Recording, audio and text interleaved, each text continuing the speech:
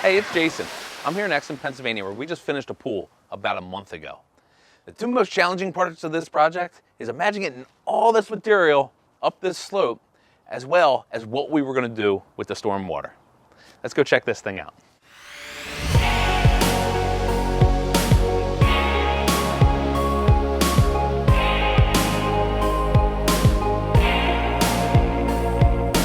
So here we are, top of the hill, where we installed a Rivers R32 fiberglass swimming pool. This pool has a lot of different features on it. It's got a heater, it's got a salt system, it's got lights in the pool. And then once that was installed, we finished it off with a Techo block paver around the outside and a bull nose coping. So they had some existing stone steppers. It was important to keep that going. So once we got to the top of the hill, we added some more to get you up to the pool level.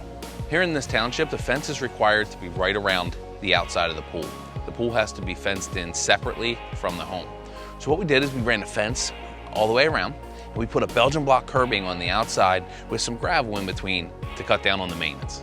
There's also a lot of really mature landscaping, which really gives you that enclosed feeling that makes it feel really private back here. One of my favorite parts of this pool is that it was very much installed for grandkids as well. They got all kinds of cool things up here. They got some swings up here. They got a trampoline up here. They have obviously the pool. So what's neat is it's separated from the home, but it's almost like its own area up here that just makes you want to come up, hang out, sit in the chairs all around the pool, seeing the kids play. You know, we got it in for them late this summer, and it was neat how they were able to use the heater to extend their swim time this fall. And I'm sure next year they're going to be all over this thing. So as we talked about, we had this challenge with the slope. When it came time to put the pool in, we actually had to use a crane from the front of the house, pick it up, and set the pool down inside. Because of that, we had to do the plumbing before we craned it. We actually put the pool in the driveway, and we did all of our plumbing right on the pool right there. So all your pool plumbing is completed, and as we crane it up and bring it down and set it in the hole, then all we need to do is connect the plumbing from the equipment pad over to the pool. So right now, yard looks pretty flat. We got some boulders off to one side. I'll tell you, we had enough slope here that this was a little bit challenging, where we had to cut everything in flat and then make sure we put the boulders off to the one side to make up the elevation. So the side where I'm standing now, we actually had to build up, and the far side, we had to cut it back down. Not only did we have a challenge because of the slope and getting all the way up here on top of this hill, there was lots of dirt that had to go out, lots of stone that needed to come in.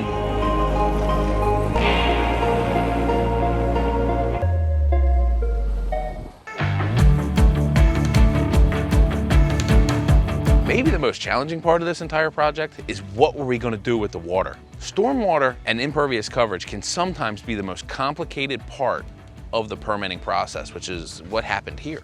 So when it rains, the water comes down off the yards behind it. We put in a swale, and that water is able to get collected behind the boulder wall, run around the boulder wall, and into our infiltration bed. That water from the infiltration bed fills up really full when it rains hard, and it's designed for certain size storms, for instance, a 20-year storm. And then the water just goes down very slowly back into the ground. We had to do a perk test to make sure that the water was going to infiltrate at the correct rate. So what we had to do for the stormwater is we had to dig a pit. Because of the slope and the size of the lot and where everything had to go, we were not able to use stone like we typically do because we didn't have room for the stormwater pit. The stormwater pit had to be at least 15 feet off the pool, and then we had to have a nice flat area to put in our stormwater basin. That didn't exist here.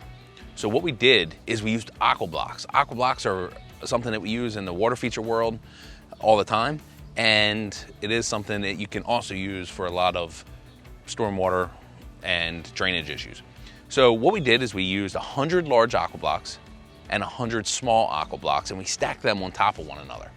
That made us hold about 5,400 gallons of water. So when it rains, 5,400 gallons of water can come down, go into the basin, also off the pool deck. We got some drainage boxes off the pool deck. All of this water from the pool deck drains, everything drains into that stormwater basin. If that ever fills all the way up, there is an overflow that runs out, but the design and the goal and what we're trying to do is get all that water to go into the basin and then slowly go down, percolate back into the ground. But I can tell you that one of the most important things that we did here were swales. Swales are what allow us to direct rainwater in the direction that we would like them to go. We really don't want water flowing over into the pool or onto the pool deck, so it's important to put those around the outside. So we have the swale that comes down behind the boulders, leads over to the drain box. We have another one that we did on that steep slope that we had to drive up. We wanted to make sure that we took water down that side as well and put it out around the outside of the driveway and not over the driveway. So using swales is extremely important and something that cannot be overlooked and has to be planned on early in the design process.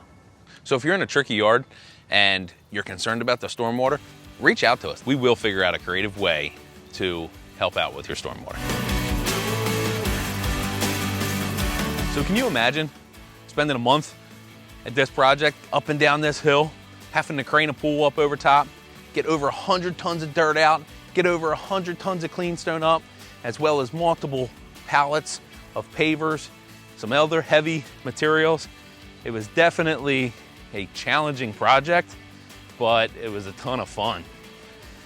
So if you have any questions, please put it in the comments below. Please remember to like and subscribe, and until next time, keep building your outdoor dreams.